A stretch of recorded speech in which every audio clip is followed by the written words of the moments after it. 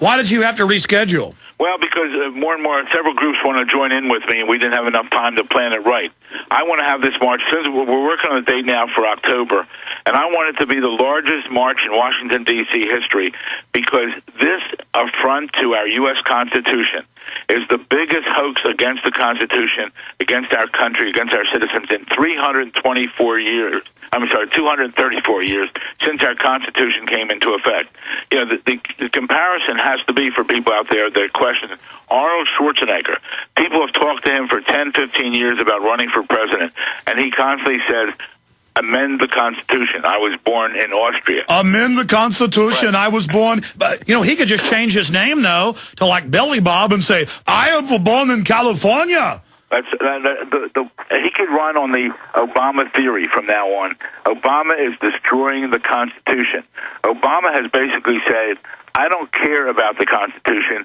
He's basically walking all over the Constitution. It is a conspiracy theory that I was born in Austria. I was born in California.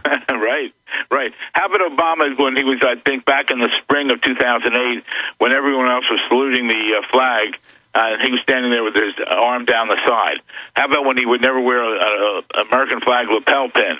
You know, he's changed that. But and then the biggest thing, as far as I'm concerned, he goes around the world apologizing to the United States. Then he bows down to the Saudi king. He bows down to the Japanese emperor. He bows down to the and then they lie China each time and say that he's dropped something. I mean, he just, oh, Your Majesty, oh, you're so great. And they're like, oh, he was picking up something. Yeah, he was picking up. You know, but just what he has done has destroyed the image of the United States around the world. Your Majesty. I'm sorry, go ahead. No, go ahead. No, and that's why, as soon as we get a date here, I'm going to be back on your show, and we're going to ask people to come, because this is the biggest. I don't care what your issue is with Obama. But think about it. If your issue is taxation, if your issue is education, if your issue is medical, whatever your issue is, it all falls back, and I'm appealing in a way to all the Tea Party people. You have different issues out there, but the main controlling issue is the fact he's a usurper, he's a phony, he's a fraud, he's an imposter. If I am right, and I know I am, if the courts won't handle this, we, the American people, getting together can demand, and if we can bring in 1 to 2 million people to Washington, D.C., and we can have them there and bring a copy of your birth certificate, and everyone hold over their head their copy, the national media will have to cover this, and I really believe we can force Obama out of office, because once the American people stand firm. See, I believe that not enough American public knows about this, because remember, you need a real live birth certificate to register your child for Little League. Well, I mean, listen. If he had it, he would have released it. He's been very suspicious about this. But regardless, let's say we're wrong and he was born in Hawaii, which the evidence shows is not the case. He was born in Kenya. His real name is Barry Soetoro.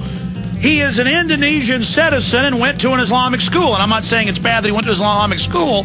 The point is the guy is as phony as a $3 bill who he says he is. His name is Barry Soetoro. Barry Soetoro. We've got him. That guy's an imposter. Phil-Berg, you're right. Final segment. Stay with us. Some of these key stories we haven't had time to get to are up at GCNlive.com. That's GCNlive.com. Paul Craig Roberts says U.S. Treasury is running on fumes. Key article. Grim tidings from the Netherlands. Prince Bernhard's grandchildren continue Bilderberg legacy. Key report up there. Also, Google and CIA plowed through millions into huge record the future monitoring project. Steve Watson's got this article, and it's up at GCNlive.com. Again, here's another one. Google and CIA fund political pre-crime technology. Kurt Nimmo, also at GCNlive.com, and all this is also at Infowars.com. And another big report that Rob Dew wrote, WorldNet Daily Writer says fluoride is good for you, an open letter to the writer. It's very well documented. If you want a lot of key fluoride facts, that's all at GCNlive.com. Going back to attorney Phil-Berg, also former deputy attorney general in Pennsylvania, really the first guy to credibly go after Obama on the birth certificate and the Indonesia issues. We've got about 3-4 minutes left. Any other key developments? What do you think about states moving to pass laws to force him to give him the birth certificate? Didn't Arizona pass that? No, it was introduced, and the House passed it, I think, and the Senate didn't pass it. But you can know there's a phony here because Representative Posey in Florida, U.S. Congressman, Republican, introduced legislation that all presidential candidates as of 2012 must show that their natural-born status to be qualified. About 8 other Republicans joined in, but no Democrats. Now, why did no Democrats join in? Because they know he's a fraud. They know he's a phony.